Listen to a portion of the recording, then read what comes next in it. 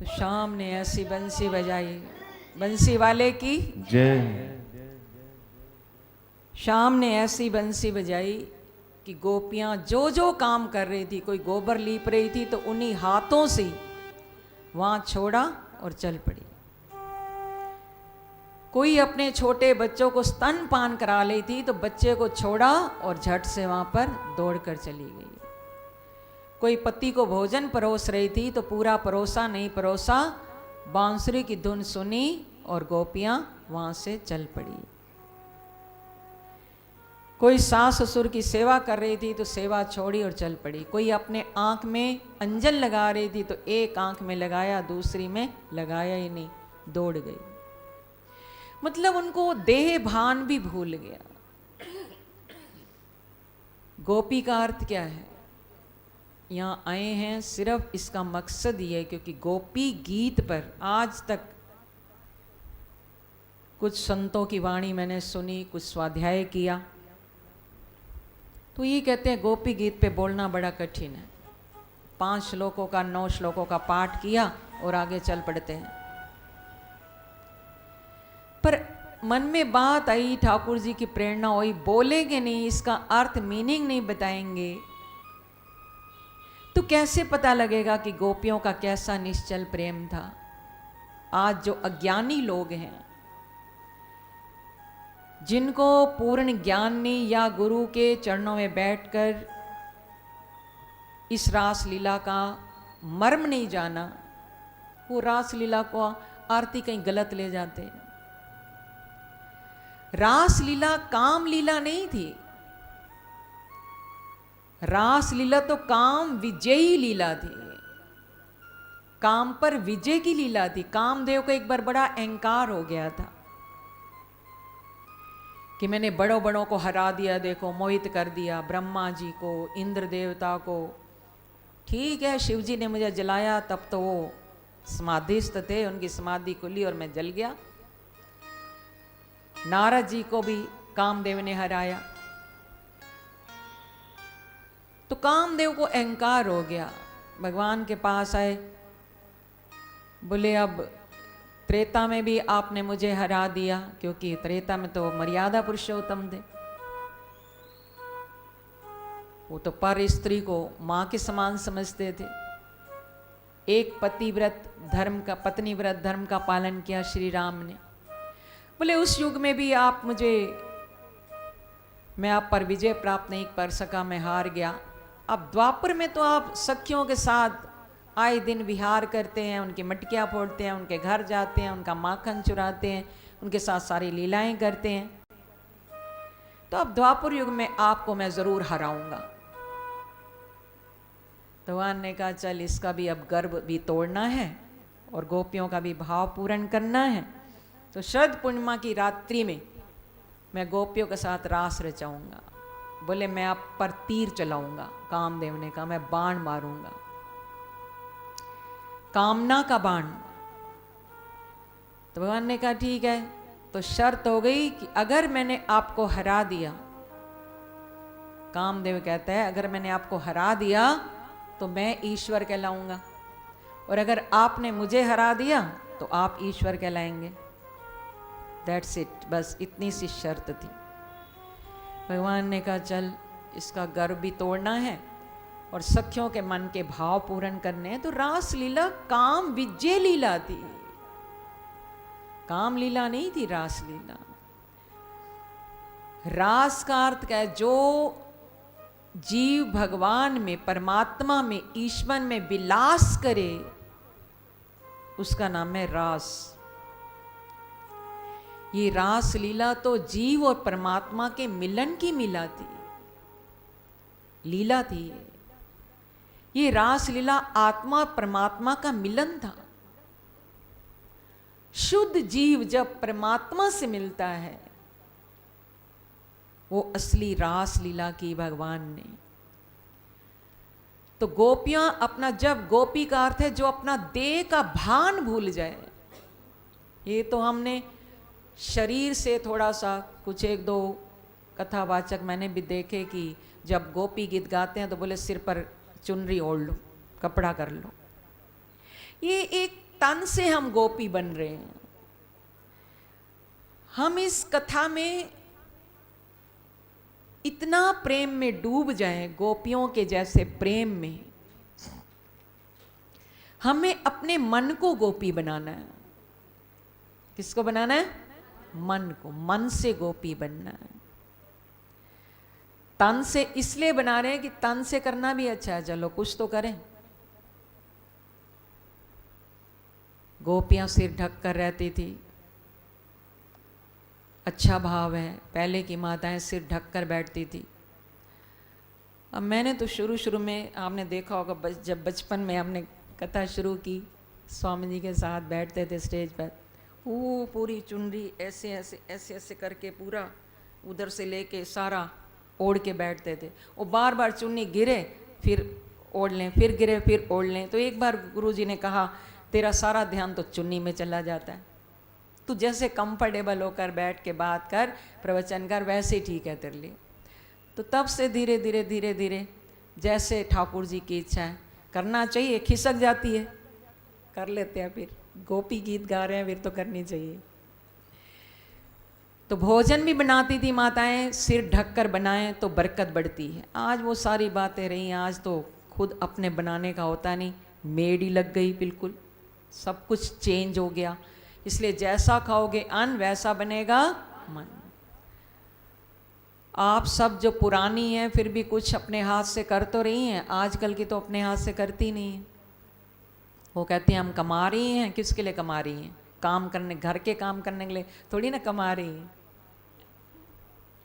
घर का काम करेंगी मेड, उसी के हाथ का खाएंगी और खुद आराम, बस ड्यूटी और काम, आराम बस।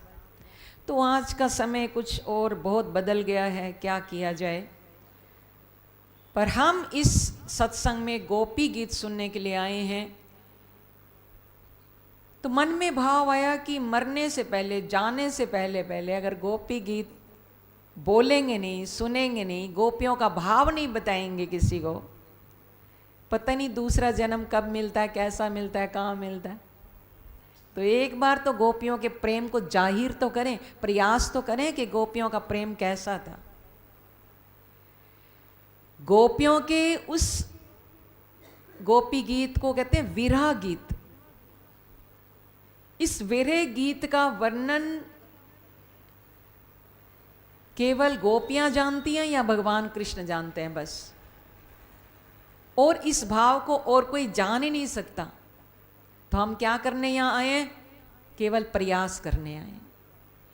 केवल हम इस बात का प्रयास करेंगे कि शायद ये गोपी गीत गाकर, सुनकर, उसका भाव जानकर हमारा भी थोड़ा सा प्रेम भगवान के प्रति जागृत हो जाए। बस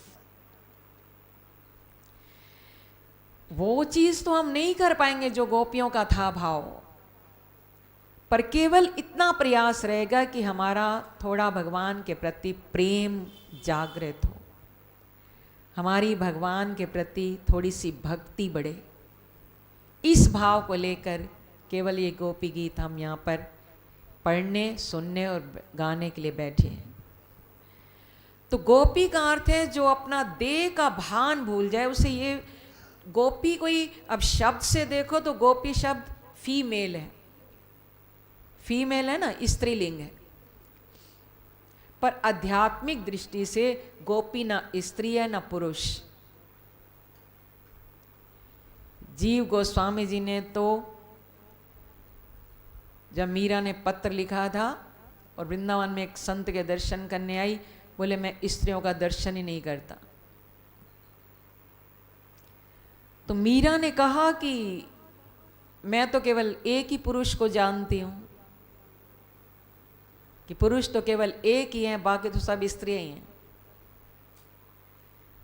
तो ये और दूसरे पुरुष कौन से आ गए जिन्होंने कहा कि मैं स्त्री का मुख नहीं देखता। आखिर मीरा के आगे उनको झुकना पड़ा। और वो एक पुरुष कौन है? मेरे तो गिरधर गोपाल, दूसरो ना को, दूसरा और कोई है ही नहीं।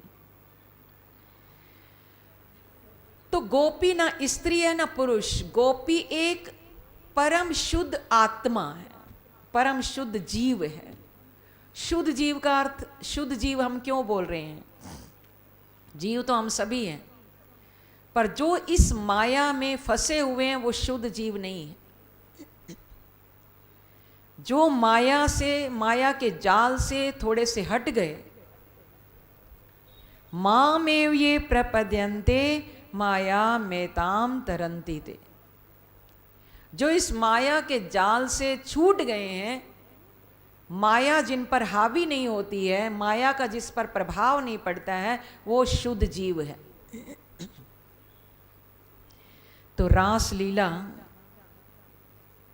जीव और ईश्वर का मिलन है, जीवात्मा और परमात्मा का मिलन है, भक्त और भगवान का मिलन है। इस रास लीला के 3 सिद्धांत हैं। पहला सिद्धांत तो यही है कि ये रास लीला गोपी के शरीर के साथ इसका कुछ लेना देना नहीं है। जो लोग ये समझते हैं कि भगवान ने गोपियों के साथ रास भी किया, भी तो क्या हो गया, नृत्य ही तो किया। जब आप भगवान का थोड़ा सा भजन सुनते हैं, प्रभु के प्रेम में सेल्फ कंट्रोल नहीं रहता, तो हम खड़े होकर नाचने भी लगते हैं। एक झांकी अभी यहाँ कन्हैया बना दो, देखो सब उनके साथ नाचने लगेंगे। तो कन्हैया उस समय 11 वर्ष की आयु थी जब रासलीला की। तो जिनके साथ स्वयं भगवान नृत्य कर रहे हैं, महारास, तो इसमें शरीर का कोई लेना देना नहीं था, गोपी के शरीर के साथ कुछ लेना देना नहीं। दूसरा सिद्धांत इसका यह था कि ये लौकिक काम नहीं था, ये तो काम पर विजय की लीला थी। और तीसरा सिद्धांत इसका यही था कि ये जीव और ईश्वर का मिलन है। ये रास लीला के सिद्धांत है।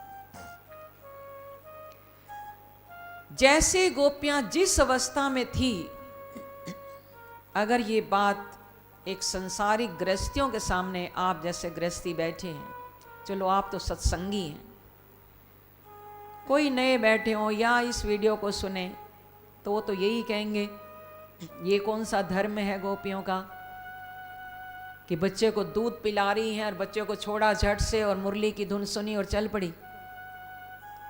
पति की सेवा कर रही हैं, पति को छोड़ा और चल पड़ी। भोजन परोस रही हैं, भोजन छोड़ा और चल पड़ी। वृद्ध माता पिता हैं, सास ससुर हैं, उनकी सेवा कर रही हैं, उनको छोड़कर चल पड़ी। ये गोपियों ने कौन सा धर्म निभाया? पर आप सबको ये बता दें, ये बात वही लोग कहते हैं जो हम माया में फंसे हैं। जो इस माया से अलग हो गया, माया पति से जुड़ा हुआ है, वो ये बात कभी नहीं करेगा, क्योंकि वो सब शरीर के धर्म हैं।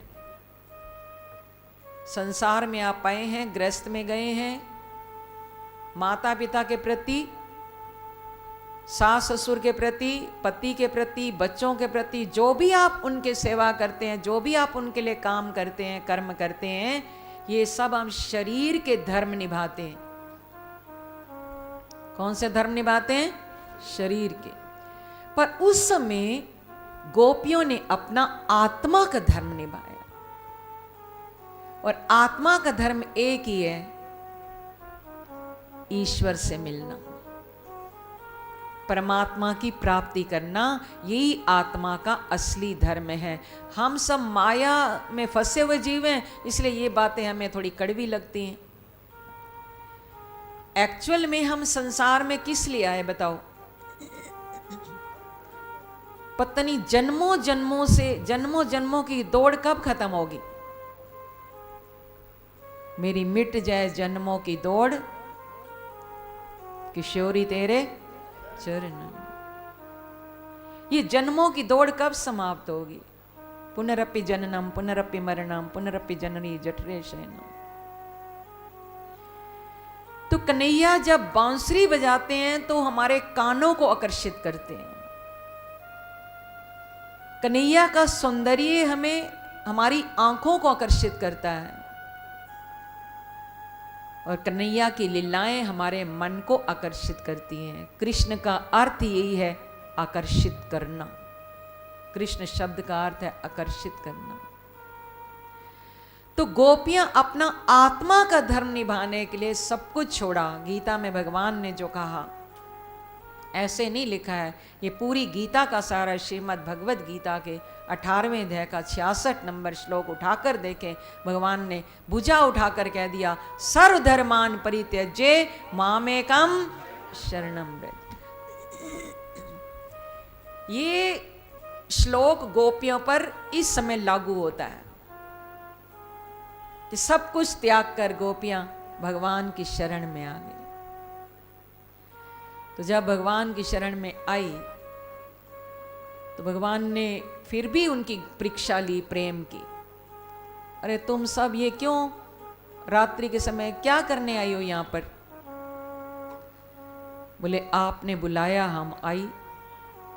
बोले मैंने बुलाया? मैंने कब बुलाया? बोले आपने बांसुरी बजाई, बांसुरी सुनकर तुम यहां दौड़ी आई। उस बांसुरी की धुन में भी आपको बताया कि वेणु गीत की बांसुरी सबके लिए थी। जब भगवान ने बांसुरी बजाना प्रारंभ किया था, वो सबके लिए थी बांसुरी की धुन। वो पशु भी नाचते थे, मोर भी नाचता था, गाय भी भागती थी, देवी देवता भी आ जाते थे, वो सबके लिए थी। पर जो रास लीला की ये बांसुरी बजी है बंशीवट के तट पर, ये तो केवल उन सखियों के लिए, उन भक्तों के लिए थी जिनका ये अंतिम जन्म था। गोपियों का ये अंतिम जन्म था और गोपियों को अपना अपना नाम सुनाई दिया उस बांसुरी की धुन में। अगर ये बातें आप अच्छे मन से सुन रहे हैं तो रात्रि में भगवान से प्रार्थना करें, ऐसी बंसी हमें भी सुनाओ जिसमें हमारा नाम हो। वैसे तो देखा जाए वास्तव में भगवान ये मुरली बजाकर बुला रहे हैं सबको, आ ब्रह्मो ना लोका पुनरावर्तिनो अर्जुन मामुपेते तु कौन्तेय पुनर्जन्म न विद्यते। एक बार मेरी प्राप्ति कर ले, फिर तेरा दोबारा जन्म होगा ही नहीं। मेरी प्राप्ति कर ले, नहीं तो इस मृत्यु लोक से लेकर ब्रह्म लोक तक जितने लोग हैं सब पुनरावर्ती हैं। पर मामुपेत्ये तू कौन्तेय पुनर्जन्म न विद्यते। जो मेरी प्राप्ति कर जाता है, मेरे लोक तक आता है, उसका दोबारा जन्म होता ही नहीं। गोपियों ने कहा, प्रभु अब हम सब कुछ छोड़कर आपकी शरण में आई हैं, अब हम वापस नहीं जाएंगे। बोले ये भी कोई बात है? तुम्हारे बच्चे हैं घर में, पति हैं, सास ससुर हैं, माता पिता हैं, जाओ उनकी सेवा करो, सबसे बड़ा धर्म है। भगवान ने परीक्षा ले रहे हैं और हम सबकी भाव को जानकर भगवान ये भी बताना चाहते कि मैंने उनको बोला है कि अपने धर्म का पालन करो, जाओ। तब गोपियों ने आत्म धर्म का उल्टा ज्ञान भगवान को दिया है। वो सब संसारिक धर्म है, शरीर के धर्म है। आज हम वो बरसों के से जो निभाते निभाते चली आ रही हैं, आज उस भटकन को हम दूर करने के लिए आपकी शरण में आई हैं प्रभु। उस जन्मों की दौड़ को समाप्त करने के लिए प्रभु आपकी शरण में आई हैं। और आज हमें आत्मा का धर्म निभाना है। कौन सा धर्म निभाना है? आत्मा। केवल गोपी जान सकती है कि उसका ये निश्चल प्रेम कैसा है, और कोई जान ही नहीं सकता। तो तब भगवान ने, अभी आप ये भूमिका सुन रहे हैं कि गोपी गीत का प्रागट्य कैसे हुआ। तब भगवान ने काफी वार्तालाप हुआ, गोपियां नहीं मानी, देख लिया ये पूर्ण समर्पित हो गई हैं। तब भगवान श्री कृष्ण ने गोपियों के साथ रास लीला प्रारंभ की। और जब रास लीला प्रारंभ की तो मानो भगवान श्री कृष्ण ने इतने रूप बना लिए अपने कि हर गोपी के साथ कृष्ण नाच रहे हैं, हर गोपी के साथ एक एक कृष्ण, या फिर कृष्ण का नृत्य इतना दिव्य था कि गोपियों को ये ध्यान ही नहीं रहा, हर गोपी को ये दिखाई दे रहा है कि मेरे साथ कृष्ण है। दूसरी गोपी क्या कर रही है आई डोंट नो, मैं नहीं जानती, मेरे साथ मेरा कृष्ण है। उन्हें ऐसा आभास हो रहा था, ऐसी रास लीला भगवान ने रचाई कि गोपियां केवल अपने साथी कृष्ण को देख रही थी। अब देखते देखते गोपियों ने नृत्य कर रही थी, रास कर रही थी, तो बहुत अच्छी बात, पर अब धीरे धीरे धीरे धीरे हर गोपी का मन अपने में विलीन हो गया, भगवान से छूट गया, और ये सोचने लगी कि मैं कितनी भाग्यशाली हूं, देखो कृष्ण मेरे साथ लीला कर रहे हैं, मेरे साथ नाच रहे हैं। एक थोड़ा सा अभिमान आ गया गोपियों को, हर गोपी के मन में, या यूं कहिए कि भगवान ने स्वयं उनके मन में ये अभिमान जागृत किया। क्योंकि गोपियां, अभी आपको बताया, बड़ी ज्ञानी ऋषि मुनियों के अवतार थी, ऋचाएं थी, तो एक दिव्य जो थी, ये अभिमान वाला विकार भी उनमें कैसे आ सकता है। और राधा रानी तो भगवान की इतनी प्रेयसी, अलादनी शक्ति भगवान की, राधा ही कृष्ण है और कृष्ण ही राधा है। भगवान श्री कृष्ण का एक नाम है सच्चिदानंद, परमानंद, कृष्णम वंदे जगत गुरुम, देवकी परमानंदम, बुद्धि को, देवकी रूपी बुद्धि को परम आनंद देने वाले भगवान श्री कृष्ण सारे संसार को आनंद देने वाले हैं। पर उस आनंद स्वरूप भगवान श्री कृष्ण को आनंद देने वाली कौन है? श्री राधा रानी। भगवान श्री कृष्ण को आनंद देने वाली हैं श्री राधा रानी। सारे संसार के आधार हैं भगवान श्री कृष्ण, और भगवान श्री कृष्ण की आधार कौन है? श्री राधा रानी। तो गोपियों का प्रेम और राधा रानी का प्रेम के आगे अभिमान क्या चीज है बोलो? कौन जान सकता है उनके दिव्य निश्चल प्रेम को?